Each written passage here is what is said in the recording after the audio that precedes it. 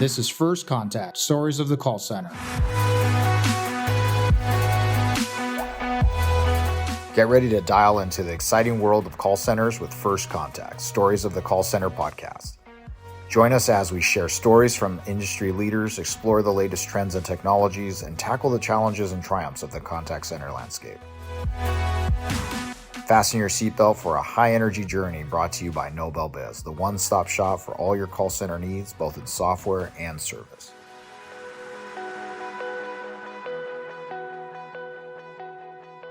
All right. Hey, everyone, and welcome back to First Contact, Stories of the Call Center. This is going to be the podcast where we really dive into the world of customer experience and explore the journeys of the leaders who shape it. I'm your host, Christian Montes, and today we have a super special guest lined up for you. Our guest today is someone whose name is synonymous with customer experience excellence. Now, look, over 30 years of experience on the client side, vendor side, Annette Franz has dedicated her career to helping companies understand what drives employee and customer satisfaction. And those things are going to be very intertwined through our conversation today. Now, she's not only just a thought leader in customer experience, she's also a trailblazer who's written books, quite literally, on customer understanding.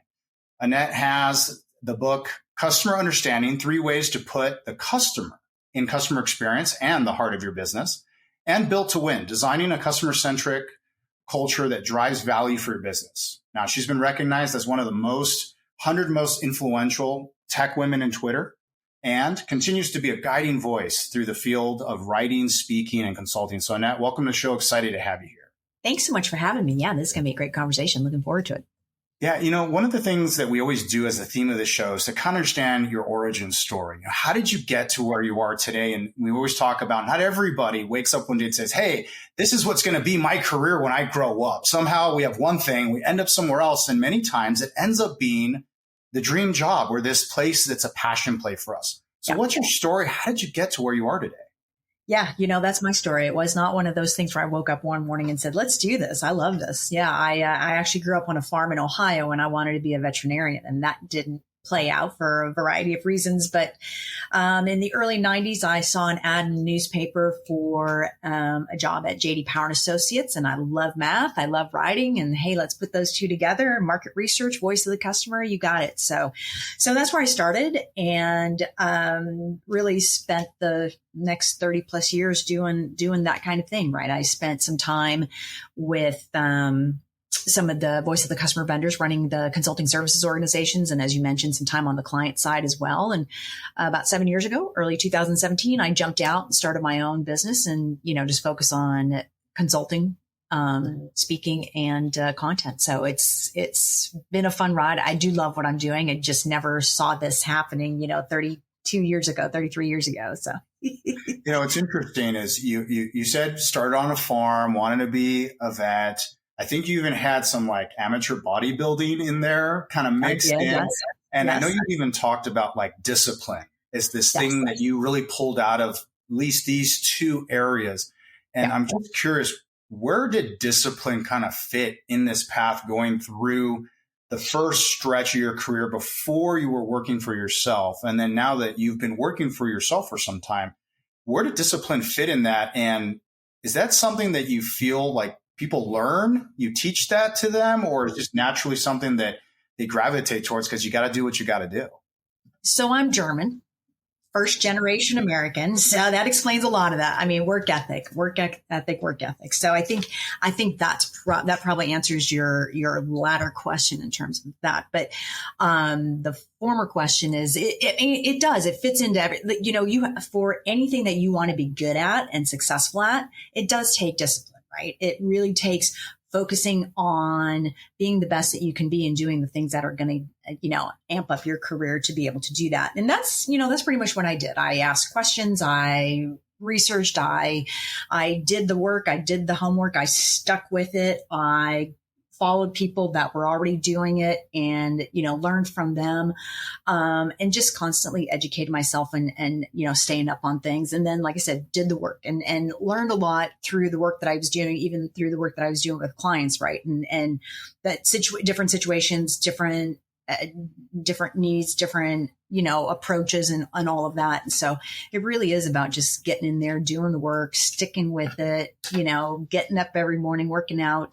That's my sanity, and just sticking to a routine, sticking to a schedule, and, making it happen. Like I said, the work ethic, the German work ethic really it doesn't hurt either. So yeah. And it seems like through that journey, right, where you kind of had your heart set on being a vet and then eventually kind of had to go a different path, being able to make that pivot. And then you have this successful long stretch of working for others. And then now you have this moment where you say, I want to be my own boss. I want to own my own business. Not everyone can do that. Can you kind of walk us through what made you in that moment say, I got to do this? Or was it by necessity that you had to do it? And what are the things that you learned when you made that transition to make you go, yeah, this is going to be easy. I'm going to work at it. And my discipline and work ethic's great. Or was this like scary? Like, oh man, how am I going to pay the bills next month kind of thing? Yeah, absolutely. Well, as you were saying that, it kind of made me think, wow, I kind of actually pivoted both times for very similar reasons. I pivoted from vets going into vet school and finishing with a degree in management because it was a boys' world back in the 80s. It was a boys' world. So, getting, first and foremost, I hated chemistry, and you needed 6 quarters of chemistry to get into vet school, but it was also very much still a guy's world, and getting into vet school was not something back in the 80s that was,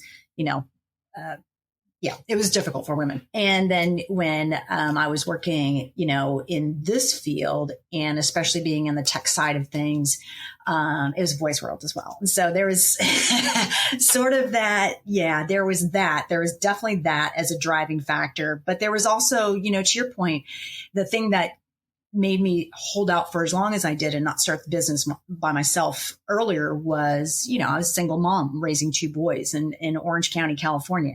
That's not, there's a lot of scary things that go into that. And so, I kind of knew when the time was right. It just kind of hit me. I'm like, yep, I've got this lined up. I've got this lined up. I've got that lined up. Let's do it. This is the time to do it. So again, it was also that discipline and getting things put into place that, I wasn't going to have to worry about where the next check was coming from. So there was definitely that. And like I said, it was a great decision. It was the right decision to make. And now I get to do all the fun things that I love to do without any pressures that aren't of my own doing. Well, I'm sure you put a lot of pressure on yourselves because we're our own critics, right? But you're right. You can kind of determine the direction of your ship based on where you want to go. Absolutely. And your own limitations, of course. Absolutely. I think that's a good transition to, not only for you and your own business of how you wanted to run it, but also for other businesses in the topic of culture, right? You've written extensively about the importance of culture and the impact of that, not only on the customer, but also on the employee experience. So when you say culture, that could mean a lot of things to a lot of people. What do you mean by culture? And separately, who owns the vision for culture and the execution of culture in a business? Yeah, fair questions. Let's start with the first one first. My definition of culture is really core values plus behaviors, right? And there's other things that go into it, like, your habits and your rituals and your legacy and your history and those and the norms and those kinds of things. But it really is around your core values and the behaviors that are acceptable or accepted as a result of those core values, really having them defined and really having them shape how you do business, how you interact with each other, how you design policies, how you define your processes, those kinds of things. So how you make decisions, they're really at the heart of all of that. So that's what culture is like to me, or is defined, is a definition for me is core values plus behaviors, and really making sure that you take the time to define or to identify the core values that are important to you and to your business for somebody who's, starting out with a business, starting a new business, and then making sure you define what those core values mean so that there's never any question of what it means to do the right thing, right? Who owns it? I truly believe that the CEO defines it, owns it, it is the role model for it. But then ultimately, we've also got to get that, what I call a grassroots groundswell, right? Like the CEO sets it, and the executives follow along and they are all aligned on what that culture looks like. But then there's this grassroots groundswell of employees who adopt it and are reinforced and recognized and encouraged to live those core values and live that culture. So it really is something that is set at the top and is owned at the top until ultimately the employees take over. But there's this great saying out there that, you get the culture that you design or the one you allow. And again, that's something that, comes from the top.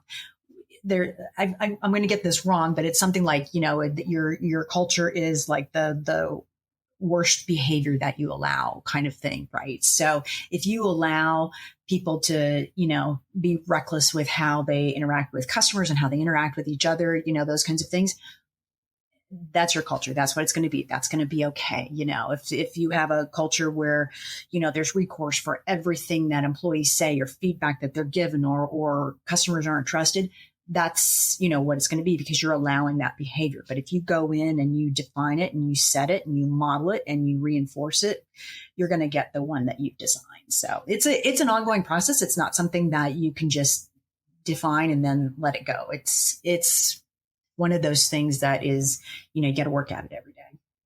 Yeah, it's interesting. It's definitely not a set and forget it. And there is absolutely an amount of trust, but also a verification that those pillars in your culture are actually being lived up to, because you can live up above the clouds and not know what's going down below. And you don't get the excuse to say, but I didn't know, because then at that point, you're really not owning the culture. You're just saying, this is what I want, but you have no accountability towards letting that happen. That kind of lends to something you really talk about, like two really critical pieces you've kind of touched on, executive commitment and the leadership alignment across the organization. And without those two things, among others, but those two things you kind of stated can kind of make or break your CX initiative and even just your employee experience. So why is it that, you see these two areas many times not actually working, meaning there are initiatives, there's things going on in the business, there are cultural things, but there isn't executive commitment or there isn't leadership alignment, even though people say, we're for the customer, we love our employees. It happens all too often, right? There's definitely a lot of lip service around this, and it happens too often. And I think that it's, I hate to say it. I hate to be negative about it, but it really is. It's the person, I mean, I had this conversation with somebody years ago, and he said, if a leader doesn't want to get on board with that, if a leader doesn't think that it's important to put people first, and they don't think that it's important to have this certain type of culture, maybe it's time for a new leader. Right. So I think that, and I've worked with clients where that's the case, where we spend a lot of time up front getting everybody aligned, making sure we've got that commitment from everybody across the board, which is so important, because otherwise for both employees and customers, it's going to be a very inconsistent interaction across the, experience life cycle, because it's going to be different. You're going to feel like you're interacting with 5 different companies or 5 different departments, not in the same company. So that commitment and alignment are really important. And back to my point about, hey, if somebody doesn't want to align or doesn't want to commit, they need to go. And I've worked with clients where that has happened, right? When I first start working with clients, I interview their leadership team. I interview a sampling of employees and a sampling of customers. And if it comes out that there's a leadership team that is, it's a jumble of commitment and it's a jumble of alignment, the CEO has to really take a look at that and say, okay, can I bring this person or these people along? Can we make that transition with these people? Will they conform or commit or align, or are they lost cause and we just need to let them go? And I've seen it happen many a times where I think the data that I come back with after those interviews is not necessarily a surprise, but it's sort of a confirmation, right? Or an affirmation.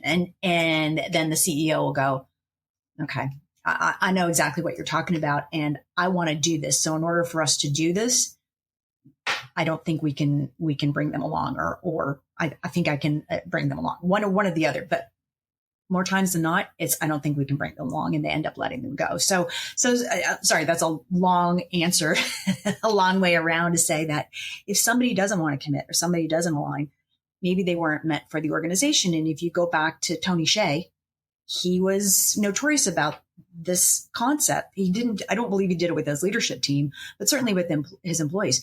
If you're not going to be, or you cannot be a part of this culture, here's $2,000 to, go. We part ways. Thank you for your time, but you're not a part of this culture, and will never be, So I think, personally, I think that's okay. I think that's going to have to happen in a lot of situations to get the culture that you want to design. Running a contact center these days takes a great deal of courage and fortitude. Nobel Biz would like to salute the contact center community for not giving up and working hard to drive their businesses down the road to success. As the promise keepers of the industry, our goal was to provide one of the most versatile and cost-efficient omni-channel solutions on the market. Nobel Biz Omni Plus is a cloud contact center software that gives instant access to a full range selection of channels, from voice calls, two-way SMS, email, WhatsApp, Twitter, Telegram, among others. Our solution offers complete control over the externalities by switching from an on-premise technology to a cloud-based solution in just a matter of hours. Get integrated compliance support, advanced reporting, seamless agent and supervisor dashboards, and many more performance-enhancing capabilities, all in just one product. Nobel Biz Omni Plus, the future-proof solution for scaling contact center operations. Learn more about Nobel Biz Omni Plus at www.nobelbiz.com. Do you ever see it where there is middle management and maybe even certain leadership that wants these changes, but the top doesn't want to do that? Yeah. And obviously, unless you have a board to get rid of the top leadership, do you ever find scenarios where you're just like, there's really nothing this company can do because the leadership of the business is not buying into the changes that you want to put into play? In my 30 plus years, I have worked with a lot of, VPs or even C-level who say the CEO doesn't get it. He or she, most of the time it's been he, doesn't want a part of this. And to that, I say a couple things. Number one, those interviews that I talked about, that has converted CEOs because I think they're just so focused on the business and the running the business and that part of it that they don't even think about some of those other parts and pieces. Another thing that I've done is we've done journey mapping workshops where we've brought CEOs in who weren't going to commit any kind of budget to the work that needed to be done. And they sat in on those workshops and they're like, I can't believe we do this to customers. I can't believe we make this so painful. Again, just so far disconnected or removed from what's happening day to day in the business that they don't think that we don't need to do this. Our experience is fine. And in reality, they see it and they're like, wow, we got to fix this. So there are ways it does happen, but there are ways to get the CEO or leaders to understand it and to commit to the work. So.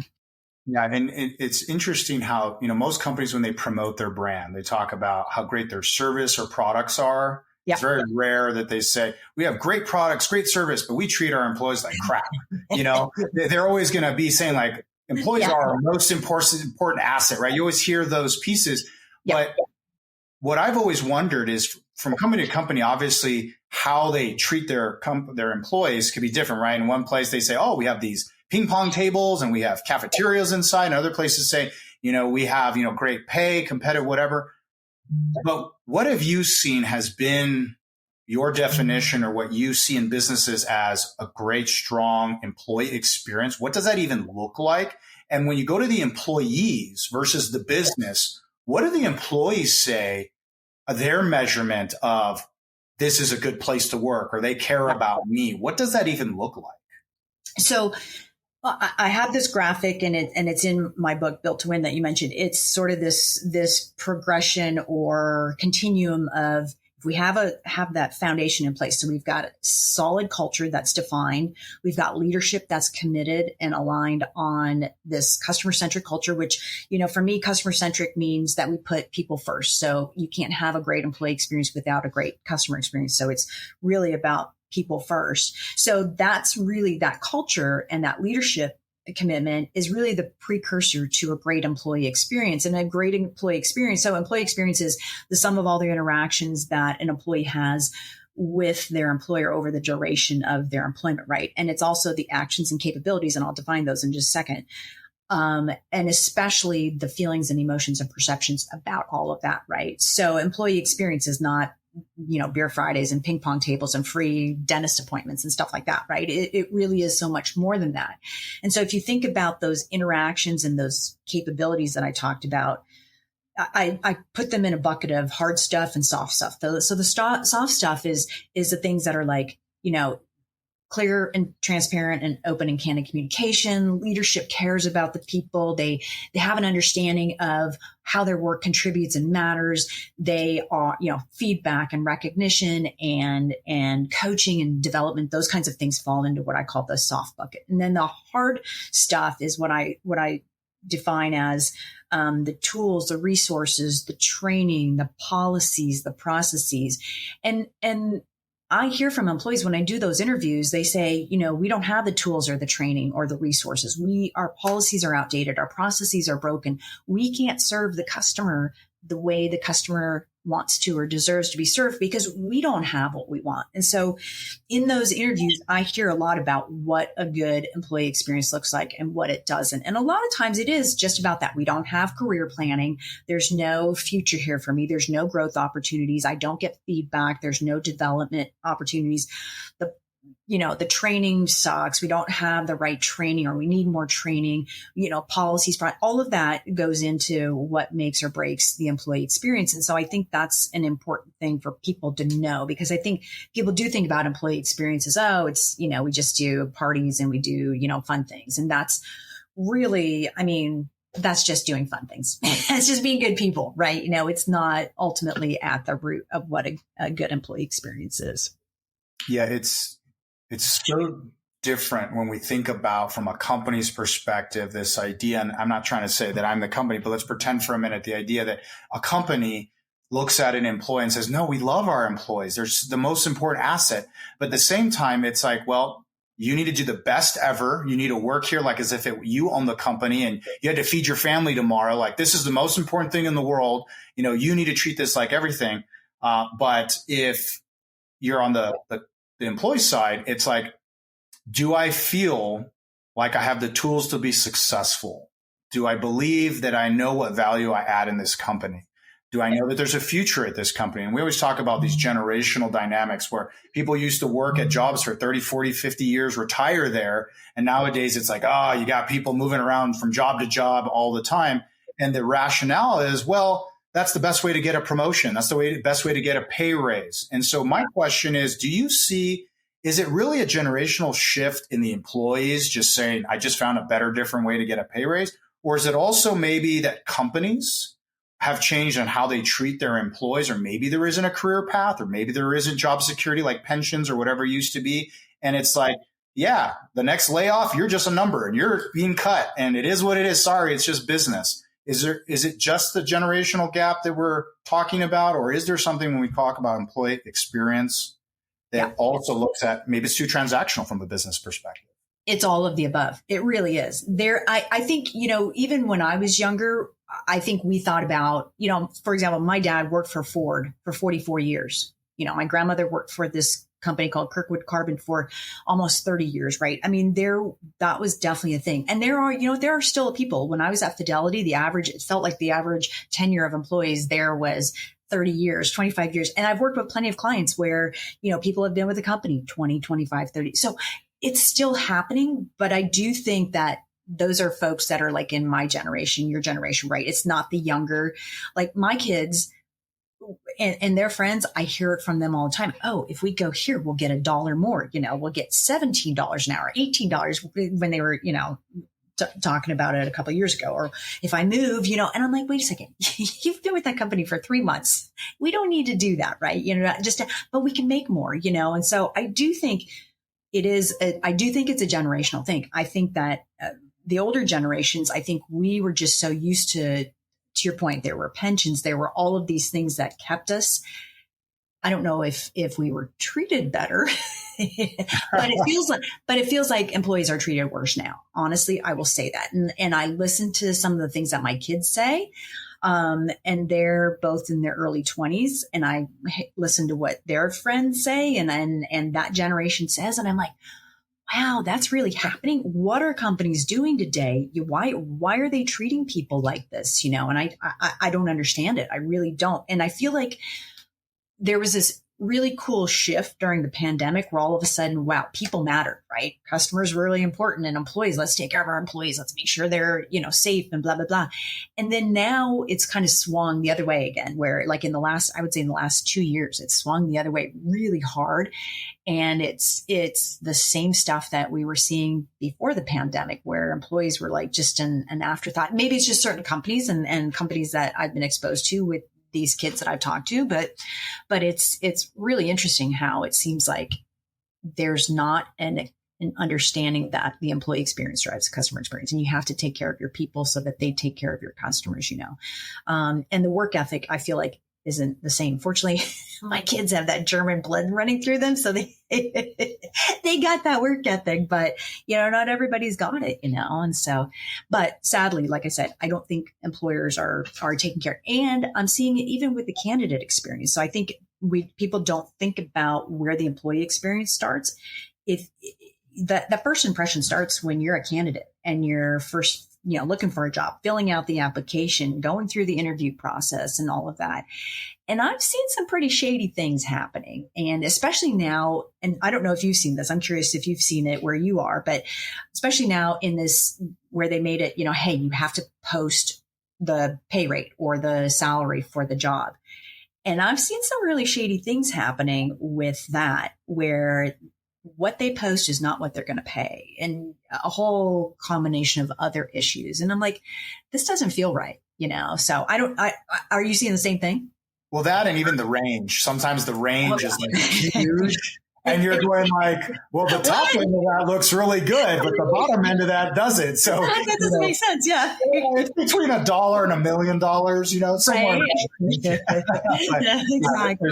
But you're spot on when you talk about the experience starts even just when you're looking for new employees, right?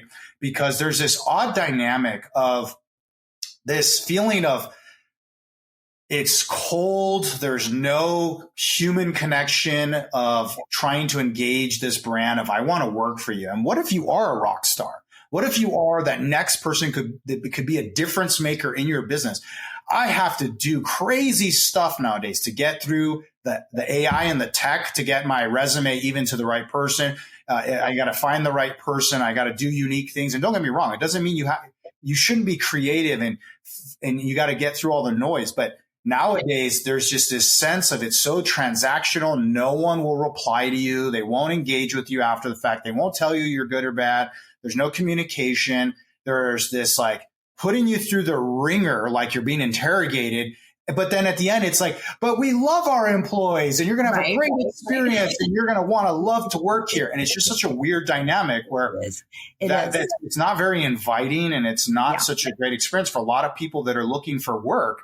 And it's like, you got to crack the code to figure out how to get past that first step to even be allowed to have a conversation, to even present things that you're not going to be able to put in paper. I mean, some of those skill sets and your ability to articulate certain things and answer certain stuff of your history just may not translate in a piece of paper. Agree. We when technology took over, we took out that human side of that candidate experience. And, it didn't really hit me until when my oldest turned 16 and he was out, looking for a job. And I mean, my first job as a 16-year-old was it was a sort of a Target competitor, small town Target competitor in Ohio, right? Similar type of department store kind of thing. You walk in, you hand in your application, you talk to the manager and you have a conversation, right? they went to, so I'm here in Southern California. He went into Albertsons, and they were like, no, go to the website and, fill an application. And he's like, well, you have a sign posted on the door that says that you're hiring. And then he would go to the website and didn't even find, like, you have to scroll through all their locations to find where, it was just so cumbersome. And it's like that human part of the candidate experience was such a critical piece of, starting that relationship and face to face and talking to people. Yeah, it's lost. It's gone. Yeah. But to the flip side, right, to play devil's advocate is we only have so much time. Yep. Hiring the wrong candidate is not only costly from a time, effort, and cost, but it can hurt dynamics inside. It can hurt your customer, it can hurt your other employees for hiring the wrong person. And it's just very time consuming, right? To be able to go out and find the right person, interviews, training, onboarding, and even those that are critical to have the right person, bringing the wrong person is really challenging as well. So how do you look at it when you say, I want to have a customer-centric business? My culture is about having a great CX and EX. What do you look for? What can companies look for when they do find candidates that they feel they should invest the time to engage with? Are there traits or history or background or things that people should look for to say, how do I sift through all of this and do find those diamonds in the rough? Yeah. It really is. So I'll go back to culture and the core values, right? It really is about making sure that you incorporate those core values into your hiring process, into your interviewing process, into the candidate experience. Because if you're looking for people who are, going to help, carry out and facilitate and support your customer-centric culture going forward, you're going to want to hire people that are people-friendly and helpful and all the things that you've defined as your values that are part of, this culture. So incorporating those values into your interviewing process, even incorporating them into the application, you can start to ask questions about the candidates, experience with, or describe a scenario where that's sort of maybe the first level of getting past the AI or the automation or the technology is, did they answer that question? Did they answer the question about, hey, a key core value of ours is X. Can you describe a scenario where you have, had to deal with a situation that would have, embodied X, right? So I think that's a big part of getting the people, hiring the people, finding the people that you want, who will continue to, foster and facilitate the kind of culture that you want and be hopefully customer-centric as a result. So, when we hire the right person, you've put all that work, all that effort, you've trained them, you've onboarded them, you want to retain them for a variety of reasons, right? Not obviously just cost, but when you look at retention of employees, we've talked earlier about, employees, they want to feel like they have a career path or they're cared for, they're given the tool sets, but tangibly, when we talk about specifics, do you see any examples of companies, you don't have to name companies, but things that companies do that you sit there and say, when they implement these kinds of things, you end up having employees stay longer, or the ones that stay longer, they improve X amount and they perform in ways that, have a great outcome for the customer and so on and so forth. You just said the one word and I'll say the other one, onboarding and training.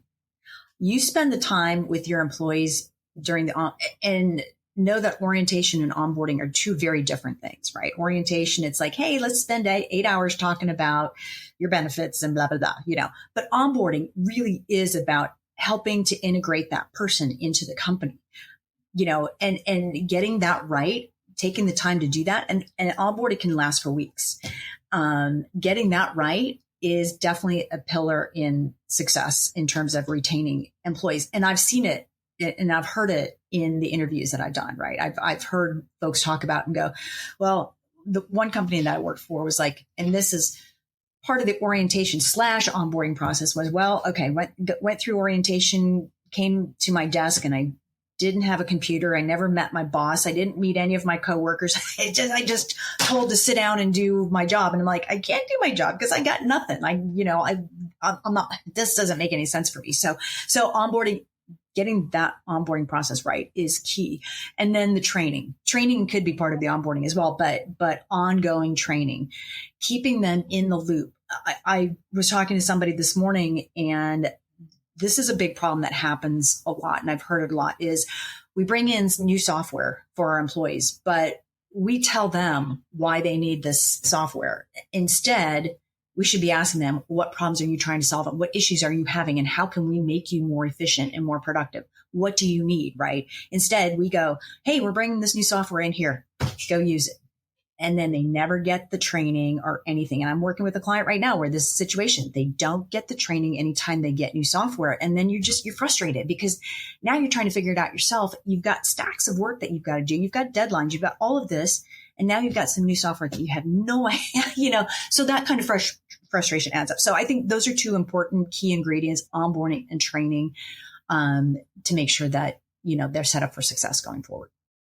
We talk about, the big things like benefits, time off, pay. Those are like, things that we always talk about are big things of why people have a job. And I have no doubt that they are, but we've spent a lot of time talking about other things than compensation, benefits, time off, things of that nature. And when we look at that and we talk about, you just said, onboarding a new software, doing something that is at the employee versus with the employee. Yeah. When we look at that dynamic, we come back to some core pieces are they set up for success? Now at the beginning, you're onboarding and training, but in the future, you're ongoing training. And some of that training isn't just like you said in the software. It's like, oh my gosh, why are you making my life more difficult? Because you're not giving me the tools for success. I'm sitting here looking at 12 screens and, it's why it takes me 5 minutes to answer a question because I'm trying to skip through all these pages. I get those dynamics and consolidating and making things easier, both for the employee and for the customer, making it less, friction is great. But how do businesses sit back and go, okay, where do I start to be able to find where to invest into my employee? You can't just say, well, I want more training. Is training also career training? Like, is it life skills? Is it some subset of people want to become managers? So I'm going to teach them, not just promote the person who's been here the longest or the one that's really good at a certain skill set? Are there certain core things that you sit there and say, when a business invests into their people, this is what it looks like when I say training, outside of just obviously a new software? Are there other initiatives or things that you really see working well? So, you mentioned at the beginning that I wrote this book, Customer Understanding. Well,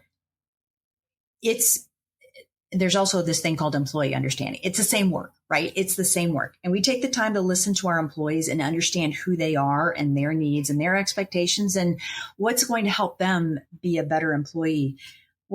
That's where we have to start. We have to listen to them. We have to talk to them. We have to ask them questions. I had a conversation with somebody this morning about one-on-ones. Do you have one-on-ones with your employees where you're asking them on a regular basis? Do you have the tools, the training, the resources? Do you have what you need to do your job every day, right? And the concept of one-on-ones is one that clearly has gotten lost in a lot of organizations, right? So to me, success in that regard looks like, let's start with listening to our employees. Let's learn about them. Let's understand them. Let's find out about what their needs and their expectations are and go from there and build it from there. I think that's if you're not doing that, you're missing a big piece of the puzzle. A famous African proverb says that if you want to go fast, go alone. But if you want to go far, go together. At Nobel Biz, we have made it our mission to travel far and wide with our partners and clients. As a complete telecom services provider with over 20 years of experience in the industry, Nobel Biz offers the only voice carrier network designed with the sole purpose of serving call centers around the world. This contact center dedicated carrier network provides crystal clear voice traffic, up-to-date compliance tools, intelligent routing, and highly secure data protocols combined with 99.9% uptime and easy setup. Our goal for 2022 is to become the ultimate partner and provider for the contact center industry by placing service quality at the top of our priority list. To top it off, at Nobel Biz, we have the most competitive cost per minute model in the industry. Need proof? Reach out to us and learn more about the Nobel Biz Voice Carrier Network at www.nobelbiz.com. So let's kind of shift from the employee side. Now that we're saying, let's say we have a great employee experience, we have great culture, we have all these things that we've put into play around the leadership throughout the organization is aligned. is that enough to just equal the customer's going to have a great experience? I know there's all these touch points, right? Where we have an app, sometimes the website, a phone number, a call center you're talking to, a chat bot or someone on chat, email. You have all these points in which you can interact with the brand. And many times it feels like it's, like you said earlier, 5 different departments I'm talking to. They don't talk to one another. It's not a uniform experience. And the consumer side is, you have all this data on me. You have so much information. You should know me. Why aren't we getting that? Why does it feel like I get transferred to John and John knows nothing about me? I got to repeat myself. I get disconnected. I got to call back and I start all over again. Yep. You know, why do you think that's happening? Is it truly earlier? Yeah, it's you're right. We have tons of data, but we don't use it. And that data can come from feedback, however it is. It can come from what I call the breadcrumbs of data that they leave behind when they interact or transact with the brand. We have a ton of that. It's not in a place where it's easily accessible to get the right data to the right people at the right time, right? It's just not used. It might be in disparate systems. We might have legacy systems that are not talking to each other. There's a lot of different reasons why we're not using that data, or we just don't. We just check the box and say we have data. You know, I mean, there's plenty of that happening too. But I think the important thing is that when we do use the data, that we have contextually relevant data. Then, like I said, to make sure you get it to the right people at the right time. So, and in the right place in the journey, to be able to help the customer. That's the bottom line. And I think people get overwhelmed with how much data they have, and they just set it aside and don't do anything with it. So I think if we can get that data, get it accessible, bring it together and use it the way that it's meant to be, then we're ahead of the game. And I always say data is at the heart of designing and delivering a great experience. So there's no other way to do it. If you don't have that data and if you don't use that data, you're just flying by the seat of your pants, right? You're just doing what you think is right for the customer. And most of the times, no. So, you know, when we talk about that piece that you're trying to leverage data, we also talk about this dynamic of we want the best possible experience for our customer, but many times at the least cost, the least amount of effort. And many times, especially now, we're in the search of figuring out how do we avoid human contact, and we try to create this alternative approach. We call it self-service for customers. But many ways, what you're doing is you're pissing off your customer to the point where now when they do talk to a human, are they even prepared for a very emotional and probably higher level interaction that requires a different skill set? And so when we look at tech and implementing tech and then preparing people to be ready for success, where is that disconnect between where we're leveraging tech and how it's actually delivering a great customer experience? Yeah. It's it happens all the time. And again, it's data too. It's the data or the lack thereof or the wrong data. It is definitely the problem. But I think that I'll go back to my definition of customer experience, right? That technology is not the experience. The experience is very much human, and technology supports and facilitates the experience that customers are having. And I think that's part of the problem. I think companies throw tech at the experience and say, check, we're done. We fixed the experience. I see it happening all the time. And that's just not how that needs to happen. And your point about self-service is right. I mean, there are certainly times and issues that can be handled through self-service, but I think it's going to be important that agents are trained to handle I think part of the problem is people think that like with AI and automation that, you know, people are going to lose their jobs. And it's at this point, I think it's quite the opposite. I think you're going to be elevated. Your skill set needs to be elevated. You're going to need to be, you know, have different skills and different knowledge and be prepared to answer different types of questions and deal with different types of people, because these are people who are very much high touch and have those complex issues that need a human interaction and need human intervention and can't be handled by the technology, by the, you know, AI or whatever. So I think that's the part that agents and employees in general need to embrace is that, hey, you know what? I can work hand in hand with this AI, but that just means that I need to become smarter and better and more efficient and know more and be able to do more and be empathetic. So not a big ask there at all, just details. Exactly.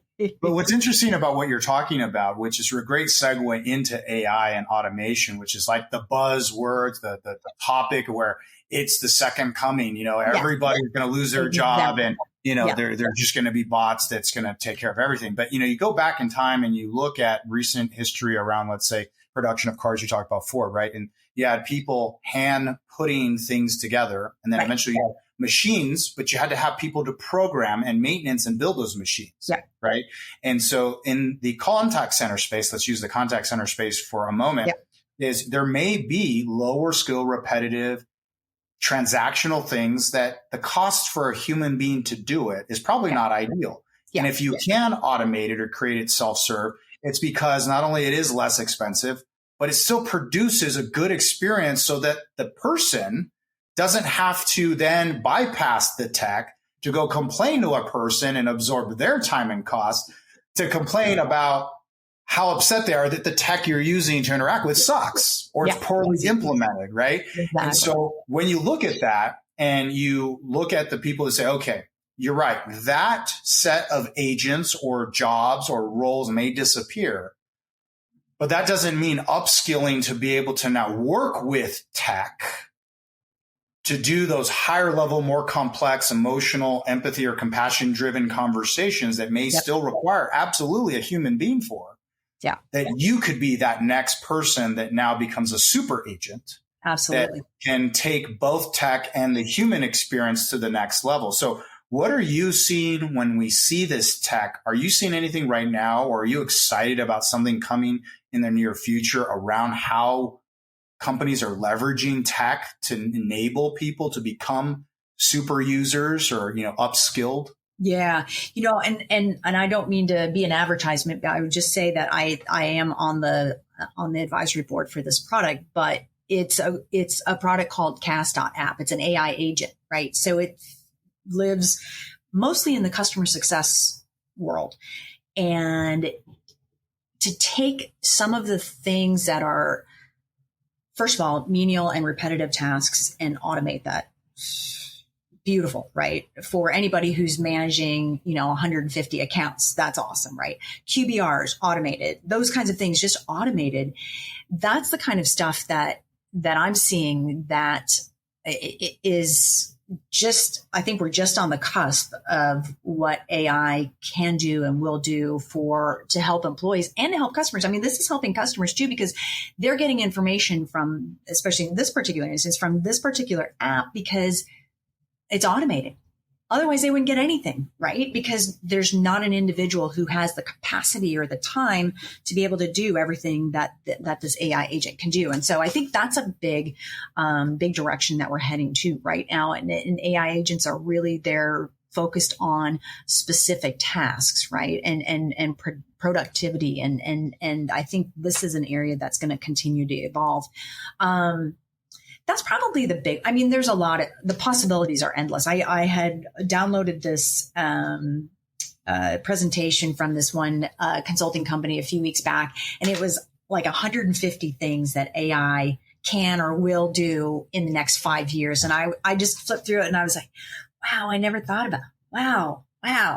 So there's really some cool applications. And when I read in the news that, when we're talking about, AI, the performance of companies in that AI space and stuff, and it's like, oh, there's this big concern about AI's, overrated or whatever. I'm thinking, I don't know. There's a lot of really cool, a lot of cool opportunities to, make things better, both for employees and for customers as a result of what we can automate. So. Yeah, I think the future is bright. At the same time, though, I always talk about this dynamic on the mindset of the customer, right? Go back 100 years and it's like, oh, there's this thing called the telephone. There's this thing called television. You're going to go to the space and there's just, no way, that would never Right. happen. That's amazing. But nowadays, everyone's upset that we haven't cured cancer. We can't fly like the Jetsons. We can't just press a button and our meals are made, automatically, right? And so there's this expectation of instantaneous gratification. And there's so much data out there, and there's so much about us where I talked about earlier that we complain about, oh, well, you should know me, right? That when we look at data and we look at AI, I think it has been a little oversold so far, because a lot of the times people that are producing the AI product may actually not have expertise in the use case that it's implemented for. And there's not expertise in a company yet in AI to be able to optimize that and to say, here's what it should do as a reference comparably to alternatives. Great point. Outside of just ROI on cost. And so I think as we get closer to the expertise of where AI can truly give you the best bang for the buck versus being the shiny object that you go, I want that thing. And you implement it and you're like, wow, this was really expensive and underwhelming. This thing isn't Jarvis from, Iron Man or, Skynet. It's doing its own thing. It thinks on its own. Like there's still a lot that has to go into teaching these things and managing them. So I just saw something the other day where it was, to your point, it was how many companies had implemented something AI and how many had failed. And to your point, exactly, there just wasn't anybody there with the skill set or the know-how or the whatever it was that they needed to make sure that it was implemented correctly, and it failed. So, well, you said at the beginning of our conversation, right? It's what's the goal in mind? What is the outcome you're looking for? And a lot of times it's just, but I want the checkbox that we've been talking about this whole conversation, and understanding what it is you want in the end is important. And earlier we talked about journey mapping, right? You talked about how it's both a tool and a process. And it's really this thing where, it can drive change, but let's look at journey mapping for a minute. When you go back through and you say, if you do all these things, you can go back and have these aha moments and, oh, wow, that's amazing. But what are those common mistakes that these organizations are doing when they try to do and implement journey mapping? Is there anything they're doing that's just like, this isn't the way it would actually work to do what you're trying to achieve? Yeah, I think the biggest one is that they don't capture what we talked about, what the customer's doing, thinking, and feeling, right? I mean, that's just such a no-brainer. Instead, what they're doing is they're capturing their internal processes, or they're just capturing touch points, but they're not capturing the detail that you need to really understand. And journey mapping is all about understanding. It's one of the key ways that we can understand the customer and the experience that they're having and where things are going well and not. And so those, there a lot of times people start with the future state map. Well, why are we starting with future state? If we can't understand what we have today, forget about designing future state. I mean, that doesn't make any sense. All customers are the same. We don't need to start with personas. Well, personas, you have to develop those personas. Different people, different groups of people have different needs, pain points, expectations, problem to solve. And so thinking that one journey map can fit every customer. And I'll give you a great example. I worked many years ago with a furniture rental company, and there were 3 different scenarios for their personas that were their 3 key personas. One was corporate reload, one was a military, and one military, like same thing, reload too, or just, being moved from one city to another and relocating them.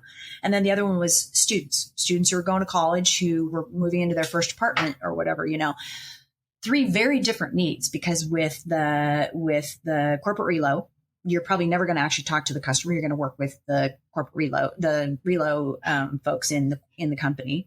Military, you may be working with the spouse, but you may also be working with someone else. And then for the apartment, for the student, you probably are going to be dealing with parents because the student's got no credit and, all of that kind of stuff, right? So 3 very different personas, 3 very different needs and outcomes too. So I think that's an important thing that people don't think about when they're journey mapping, is that different customers, different journeys. There's a ton of them. Those are probably some of the biggest issues that happen. Not putting data in your maps. You really need to bring the voice of the customer in your maps. Not mapping with customers or validating with customers if you're creating those assumptive maps internally, right? Not going back out and making sure that you're validating what you think the journey is and letting customers tell you, otherwise. So those are probably some of the bigger ones.